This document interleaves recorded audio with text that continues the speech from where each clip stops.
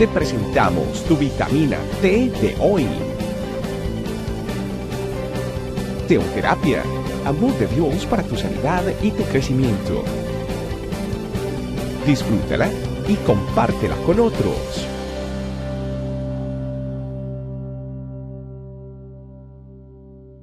Hola familia, ¿cómo están? Bienvenidos una vez más a nuestra vitamina T.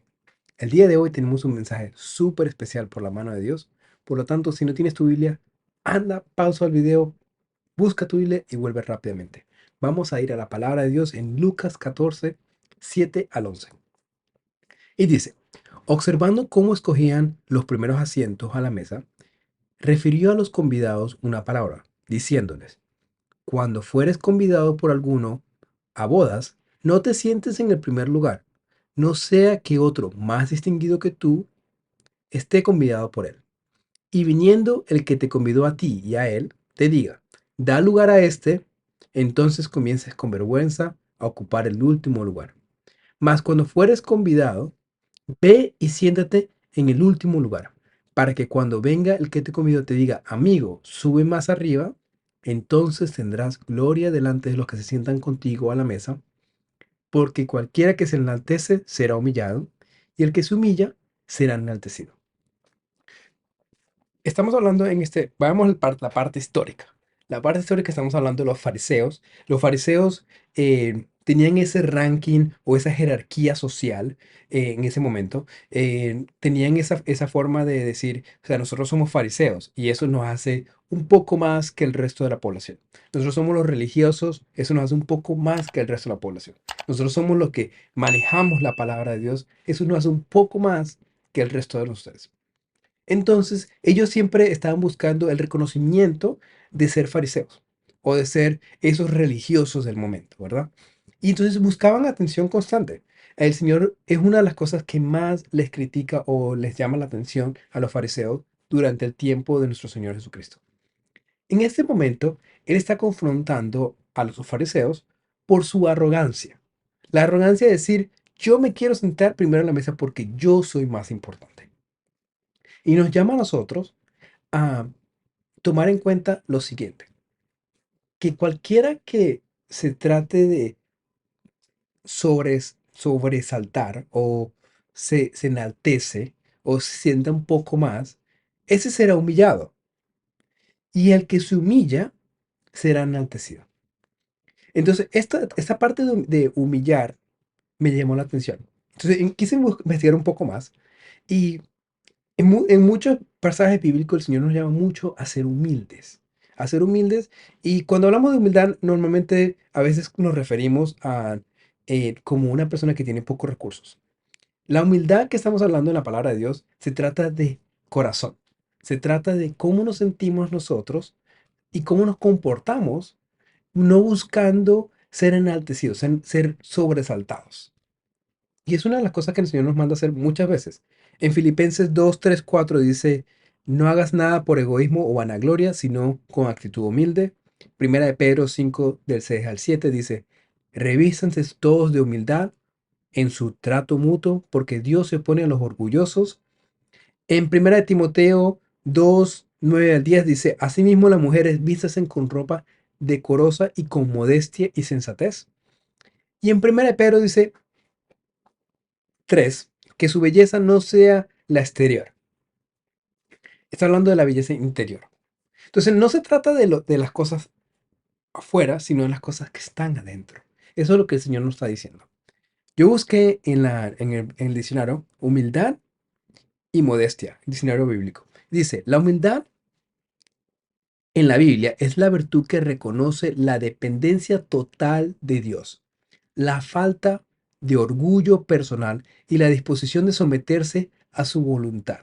Implica una visión correcta de uno mismo y de los demás, reconociendo nuestras limitaciones, fallas y la necesidad constante de la gracia de Dios. Si recordamos un poco más atrás, la gracia es ese regalo inmerecido. Y todo viene de Dios. Si buscamos modestia, para leer la siguiente definición, dice, la modestia en la Biblia tiene que ver con la moderación, la sencillez y la discreción, no solo de vestimenta, sino también de actitud y el comportamiento. No se trata solo de evitar la ostentación externa, sino un corazón que no busca llamar la atención sobre sí mismo de ninguna manera inapropiada, particularmente en las cosas del mundo.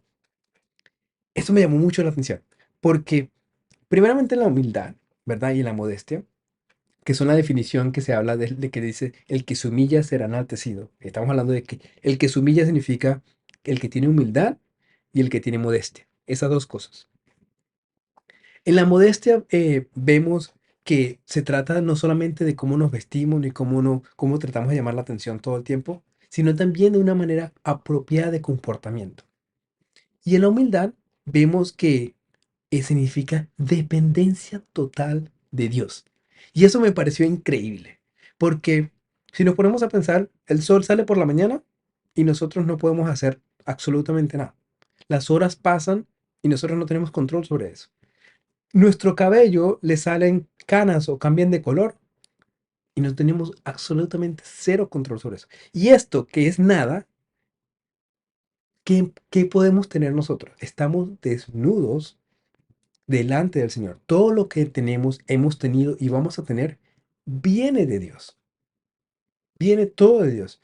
Y no se nos puede olvidar ese detalle. No se nos puede olvidar primeramente dónde nos sacó Cristo, en una vida fuera de Él, y nos trajo, estando en la oscuridad, inmerecidamente, porque somos malos, ¿verdad? Nos trajo a la luz, para ser como Él quiere que seamos. Entonces recibimos un regalo inmerecido. Y esa es la gracia de Dios. Y tenemos que reconocer que no tenemos nada. Sin Cristo no tenemos nada. Y las cosas que nos parecen importantes, sin Cristo, realmente no son nada. Entonces, ¿creamos tesoros en el mundo o creamos tesoros en el cielo? Y si estamos buscando las cosas del cielo, entonces busquemos las cosas de Dios como Dios nos pide que lo hagamos. Tenemos que tener un corazón humilde. Tenemos que tener sencillez de corazón. No se trata de cómo nos vistamos, de cómo nos peinamos, no de qué tan bonito sea. Obviamente tenemos que tener decoro, pero se trata de buscar a Cristo primeramente más y por encima de cualquier cosa en el mundo.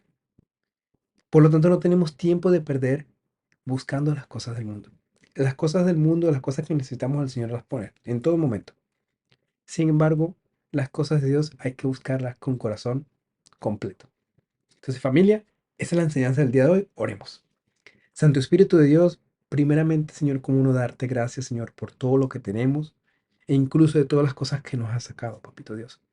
Reconocemos, Señor, que delante de ti estamos completamente desnudos. No tenemos nada, Señor, si no te tenemos a ti. Papito Dios, guíanos, papá, porque nosotros en nuestra humanidad no sabemos qué hacer. En nuestra forma de ser, Señor, no sabemos cómo actuar. Guíanos, papá, queremos escuchar tu palabra, Señor, y reconocemos que tenemos una dependencia total tuya, papá. Queremos estar contigo. Queremos estar de verdad y entender lo que tú tienes para cada una de nuestras vidas. Papá Dios, bendice a cada una de esas personas que están conectadas, Señor, en esta transmisión. Bendícelos, Señor, a ellos, a su familia, Señor, que ellos puedan ser luz en la oscuridad, Señor. Pero también recordando, Señor, que simplemente somos espejos, que esa luz viene de ti y que solamente de ti podemos depender, papá. Papito Dios, quedamos en tu gracia, Señor, en tu amor, en tu bendición, Señor. Para ti, nuestro Señor Jesús, a través del Espíritu Santo, para ti, nuestro Papito Dios. Amén. Familia, como siempre, que no quede en el oír, sino también en el hacer. Gracias por acompañarnos. Recuerda que en tu familia iglesia, Este Camino, estamos para servirte. estecamino.com